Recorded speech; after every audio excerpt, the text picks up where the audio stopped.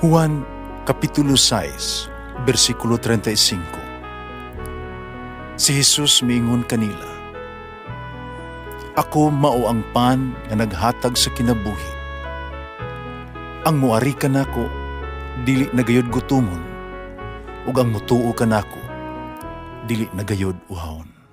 Ang mga puno Pan sa kinabuhi. maglikon unta sa mong pagtuo ug gagaka kami sa pagtuman sa imong mahal nga kasuguan. Ang ginumanaa kaninyo, Santos nga Ebanghelyo sumala ni San Mateo. Si Jesus miingon siya mga tinunan. Nakadungog kamo nga giniingon kani adto ayaw panapaw. Apan karon sultihan ko kamo kay bisan kinsay mutan-aw sa usa ka babae uban sa laway nga hunahuna nagapanapaw na kaniya sulod sa iyang kasing-kasing. Pusakon ang imuhang tuong mata, pagkaangin kanimo sa pagpagkasala, lugita kini, ibalibag. Kaya mas maayo pa kanimo, nga kawad-an ka sa imuhang lawas usa ka bahin, kaysa itambo ka na tibuok mong lawas ngadto sa impyerno. Kung ang imuhang kamot, magkaangin kanimo, sa pagkasala, putla kini o ibalibag. Mas maayo pa kanimo nga kawad-an ka usa ka kamot kay tambo ka sa tibuok mong lawas ngadto sa impyerno. Dingon usab kani adto ang magbulag sa iyang asawa kinahanglan nga maghatag kaniya og sinulat nga pahibalos sa pagkigbulag. Pagkaron sultihan ko kamo nga ang mabulag sa iyang asawa nga wala magluhib kaniya nakasala sa iyang kaysiyaman ang nakaangin sa iyang asawa sa pagpanapaw. Kung ang asawa magminyo usab ug ang mga asawa kaniya makapanapaw usab. Ang Ebanghelyo sa Ginoo. Pasalamati ang Ginoo kay siya maayo, ang iyang gugma mulungtad hangtod sa kahangturan. Pasalamati ang Diyos sa tanang mga Diyos, ang iyang gugma malungtaron. Pasalamati ang Ginoo sa mga Ginoo, ang iyang gugma malungtaron.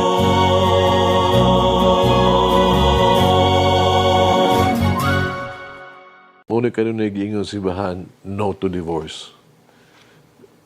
Need a pure heart. Ipasabot ni Jesus sa Ebanghelyo karon, ang balaang plano sa Dios alang sa kaminyoon. Ipunting ni Jesus ang kabalaan sa relasyon tali sa lalaki o sa babae sa sakramento sa kaminyoon. Marriage is lifelong covenant. Hangtod ang kamatayon magbulag kanila. Ang kaminyoon ang ginahanglan og bug-os og hipit kayo nga magkamaunungon sa isig usa. Walay pa nagbulag o divorce. Ang panagbulag dili solusyon. Ang kaminyoon nagpasabot sa walay kondisyon nga pagsalig ug walay pagkakuwang sa gugma alang sa magtiayon.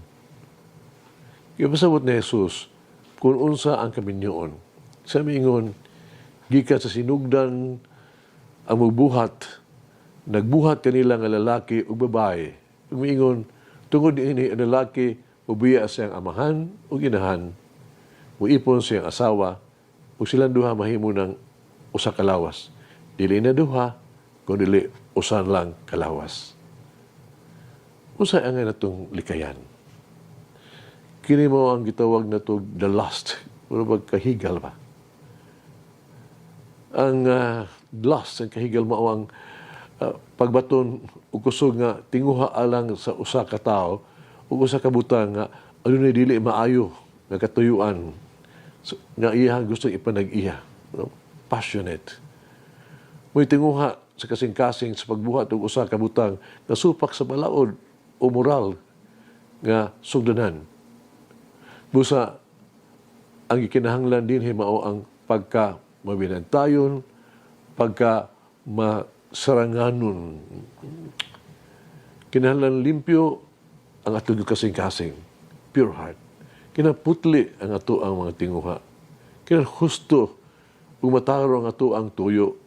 Ug patigbabaw gyud nato ang respeto sa isig usa. Relasyon tali sa banag sa asawa kinahanglan tungod sa gugma o di tungod lamang sa lawasto nga panginahanglan. Sa Hesus Ebanghelyo ko ng adlaw, nagpadayag ka nato nga gitutog putlon sa verse 30, ang pagputol. Ang pagputol nagpasabot sa sakripisyo aron madikaya nato ang pagpakasala. Di lamang ang palikay sa higayonan sa kasalanan, panlabaw pa nga dili mahimong tinubdan sa mga sala o sa iskandalo. Kita, kinahanglan andam kita sa pagbulag sa itong kaugalingon, gikan sa bisan unsang butang, o gikan sa bisan kinsa na makadala ka nato sa kaulawan o sa atong pagkapukan. Putla kini pong kinahanglan sa atong kaugalingon, kini mga butanga. Kaya ato ang pangutanon na itong kaugalingon. Unsa mang andam natong sakripisyo gikan sa tuang lawas aron kita maluwas. Unsa may anaa sa tuang kinabuhi nga kinahanglan natong putlon. Ano sugilanon? Nadawat ko ning makapatanog kayong sugilanon diya sa email. Sa kahigala nagpadala ni ini kanako.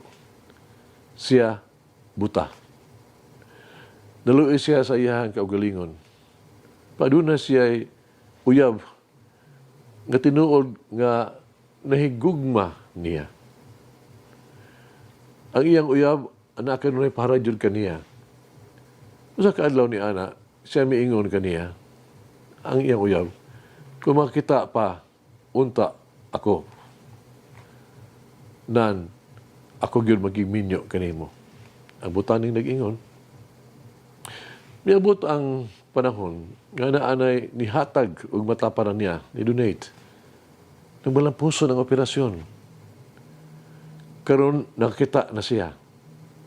Ipistaan siya sa iyang uyab, gipangutana, karon makita naman ka. Kaslang mo ba ako nimo? Nagkaamgo ang babae nga buta ang iyang uyab.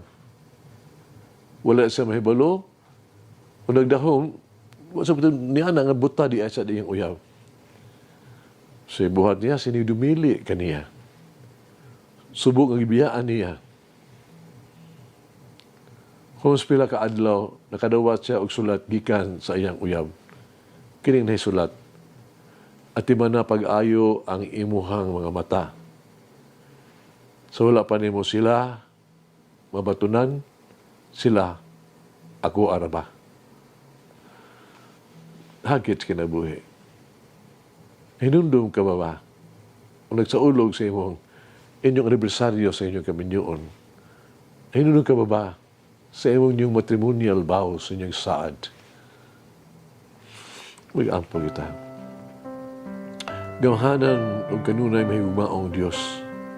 Tungkol sa imong dakong gugma, gilalang mo ako. Gihatag ni mo kanako ang tanan. Gihatag mo kanako ang tanan nga among gikinahanglan ng kinabuhi. Tudloy kami, tudloy ako. Umay gugmaong Diyos, sapagkat ang gikan sa imuhang gugma. Sama sa imo pahigugma kanako kanunay, kanamo. Pagunayon, nga walay kondisyon sa imong pahigugma kanamo, nga walay pagduha-duha, parihas o patas matulud-anon, o hingpit ka makamatulud-anon. Ingon, nagigugma mo ako, bisan pa sa ako ang pagka-dili takos o sa kakulangan. Tuguti ako, kami nga mahigugma, di lang tungod sa katahong, di tungod lang sa sosyal nga kahimtang, di tungod sa material nga butang. Mua ako ang gugma, among gugma, mahimong putli, limpyo ug matilud-anon, karon o sa kanunay. Amen.